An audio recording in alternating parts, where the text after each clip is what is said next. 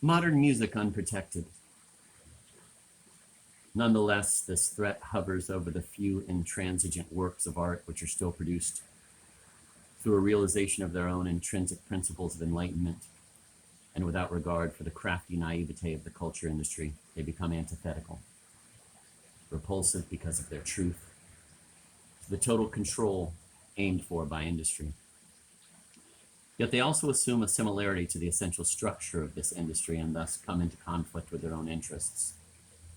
The loss of absolute interest in principles inherent in the individual work concerns not only their momentary fate in society, which by now can spare itself the usual indignation, a shrug of the shoulders dismissing such music as foolishness at best.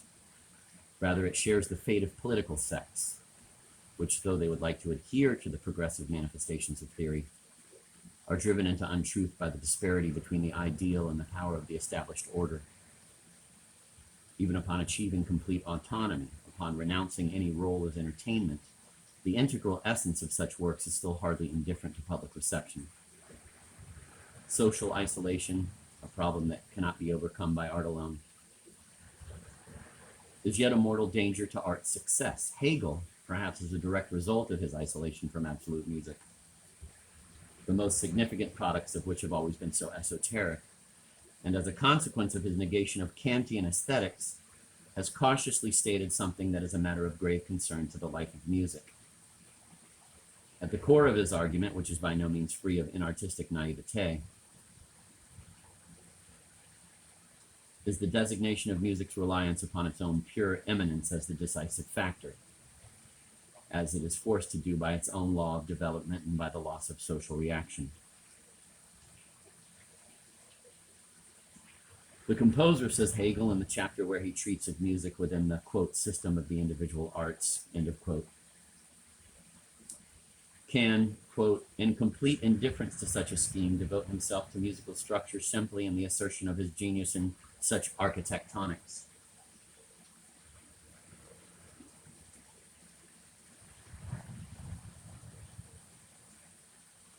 Composition, however, of this character readily tends to become defective both in the range of its conception and emotional quality, and as a rule does not imply any profound cultivation of mind or taste in other respects. And by reason of the fact that such a content is not necessary, it frequently happens that the gift of musical composition not merely will show considerable development in very early age, but composers of eminence remain their lifelong men of the poorest and most impoverished intellectual faculty in other directions.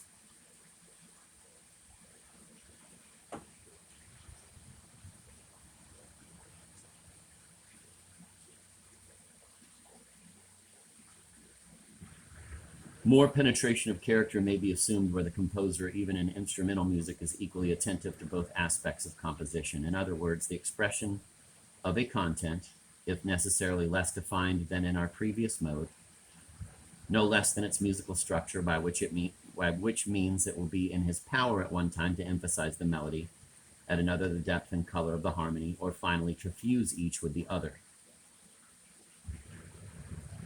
Except that one cannot make up for, quote, lack of thought and sensitivity, end of quote, with rhythmical variations or additional content. It is an historical fact that lack of thought and sensitivity, by causing the actual decline of the idea of expression, has come to undermine music. At the same time, however, Hegel has the last word against himself. Historical force extends still further than his aesthetic would proclaim. At the present level of development, the artist is incomparably much less free than Hegel could ever have believed at the beginning of the liberal era. The dissolution of everything traditionally taken for granted has not resulted in the possibility of disposing all materials and technical means according to discretion. Only impotent syncretism could have such ideas. And even such a magnificent conception as Mahler's Eighth Symphony ran aground in the illusion that such a thing was possible, but the artist has become the mere executor of his own intentions, which appear before him as strangers, inexorable demands of the compositions upon which he is working. That type of freedom which Hegel ascribes to the composer, and which found its utmost realization in Beethoven, of whom he hardly took notice, Is, as always, necessarily related to the traditionally pre-established, within which framework there are manifold possibilities. On the other hand, what is simply of itself and for itself cannot be other than it is, and excludes the conciliatory acts by which Hegel promised himself the salvation of instrumental music. The elimination of everything traditionally pre-established, the corresponding reduction of music to the absolute monad, causes it to ossify and affects its innermost content. As a self-sufficient domain, it justifies the organization of society divided into various branches.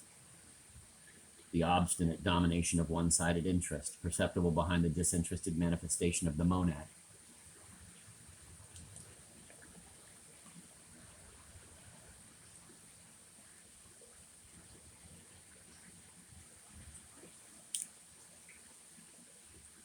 The antinomy of modern music. The fact that music as a whole, and polyphony in particular, the necessary medium of modern music, have their source in the collective practices of cult and dance is not to be written off as a mere, quote, point of departure, end of quote, due to its further progress towards freedom. Rather, this historical source remains the unique sensory subjective impulse of music, even if it has long since broken with every collective practice. Polyphonic music says we, even when it lives as a conception only in the mind of the composer, otherwise reaching no living beings. The ideal collectivity still contained within music, even though it has lost its relationship to the empirical collectivity, leads inevitably to conflict because of its unavoidable social isolation. Collective perception is the basis of musical objectification itself, and when this latter is no longer possible, it is necessarily degraded almost to a fiction, to the arrogance of the aesthetic subject, which says we, while in reality it is still only I, and this I can say nothing at all without positing the we. The discrepancy contained in a solipsistic piece for large orchestra lies not only in the disproportion between the number of performers on the platform and the empty seats before which they perform, but rather offers evidence that form as such necessarily extends beyond the mere I, the perspective from which it is projected. Actually, music has its origin in this perspective, and portraying it in turn cannot go beyond it in any positive sense. This antinomy detracts from the powers of modern music. Its paralysis manifests the anxiety of the composition in the face of its despondent untruth. This form convulsively attempts to escape such anxiety by submersion into its own law, which at the same time, however, consistently heightens its untruth. To be sure, significant absolute music today, namely that of Schoenberg's school, is the opposite of that, quote, lack of thought and sensitivity, end of quote, which Hegel feared, perhaps with a side glance at that instrumental virtuosity which had been unleashed in his day for the first time. Here there is a type of vacuity of a higher order, not completely dissimilar to Hegel's unhappy self-consciousness.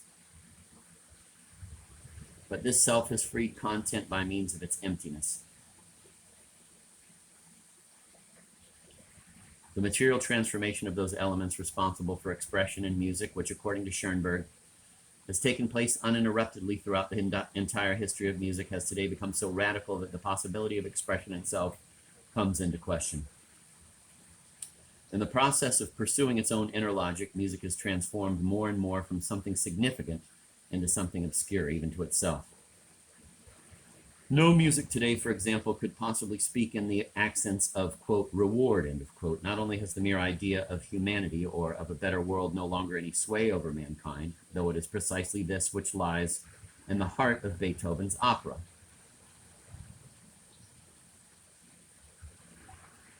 Rather, the strictness of musical structure, wherein alone music can assert itself against the ubiquity of commercialism, has hardened music to the point that it is no longer affected by those external factors which caused absolute music to become what it is.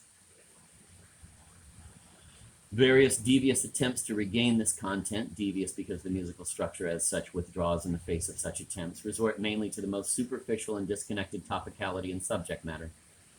Only Schoenberg's most recent works, which exhaustively construct modes of expression and various forms of the row according to these modes, or row according to these modes, pose again the question of content regarding subject matter, without pretending to achieve the organic unity of this content with purely musical procedures.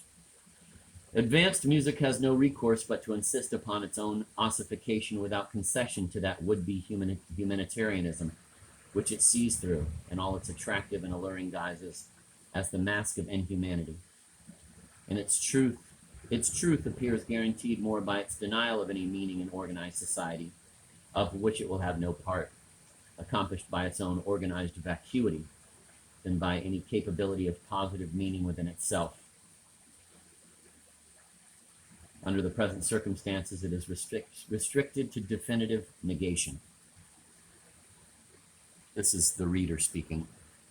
Allow me to admit that I understood nothing of the past 10 minutes I've been reading. Thank you, Theodore Adorno.